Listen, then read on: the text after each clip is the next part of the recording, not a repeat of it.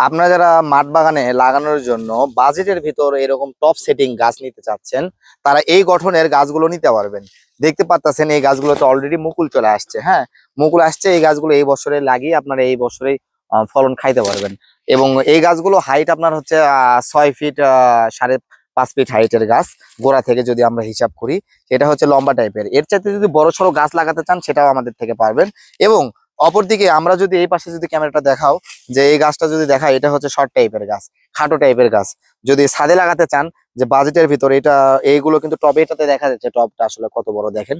এই যে টবটা দেখা যাচ্ছে, টবের ঘাড়, এগুলো কিন্তু 8 ইঞ্চি 10 ইঞ্চি টবে রয়েছে। এই গাছগুলো মারা যাওয়ার প্রবণতা নেই। এই গাছগুলো আপনারা আমাদের থেকে নিয়ে সরাসরি ছাদে ড্রামে কিংবা জিও ব্যাগে প্রতিস্থাপন করেও ফলন নিতে পারবেন। আর যদি বলেন যে আমরা হচ্ছে মাঠ বাগানে লাগাবো, তাহলে আমাদের থেকে এরকম বড় সড়ো গাছ নিতে পারেন।